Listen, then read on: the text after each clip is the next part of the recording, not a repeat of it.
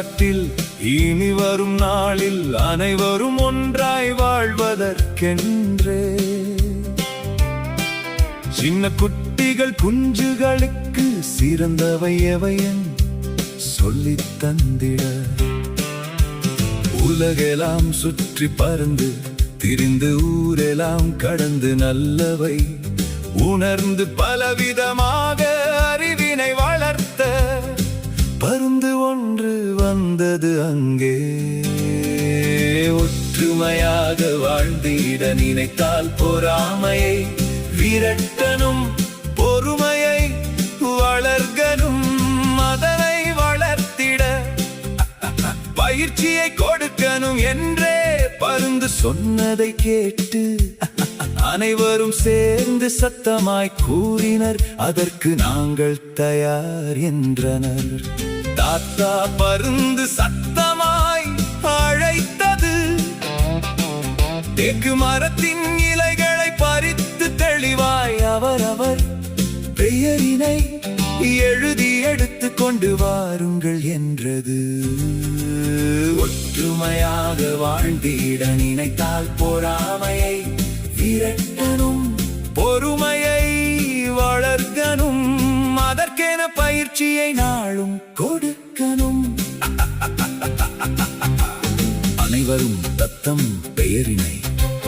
எழுதிய இலைகளோடு வரிசையில் நின்றனர் எழுதிய இலையினை குரங்கிடம் கொடுங்கள் என்று பருந்து சொன்னதும் குரங்கின் கைகளில் இலைகள் நிறைந்தன குரங்கே நீ மரத்திலேறி இவைகளை காற்றில் மெல்ல வீசு காற்றில் மிதக்கும் இலைகள் தரையில் விழுந்த பின்னர் ஒவ்வொருவரும் அவரவர் இலைகளை தேடி எடுக்கணும் முதலில் வருபவர் பரிசினை வெல்வார் என பருந்து சொன்னதை கேட்டு குஞ்சுகள் குட்டிகள் எல்லோருமே முட்டி மோதி கத்தி தேடியும் எவருக்கும் அவரது பெயர் கிடைக்கவும் இல்லை எவருமே வென்றிட இயலவில்லை ஒற்றுமையாக வாழ்ந்திட நினைத்தால் பொறாமையை விரட்டனும் பொறுமையை வளர்கனும் அதற்கென நாளும் பயிற்சி கொடுக்கணும்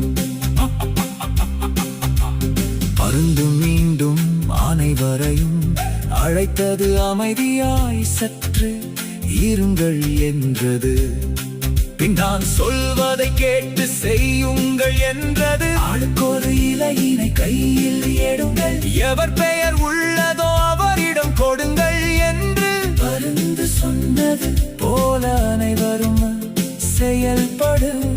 அடுத்த நொடியில் அவரவர் இலையினை அவரவர் பெற்றிட அனைவரும் வெற்றி பெற்று சிரித்தனர்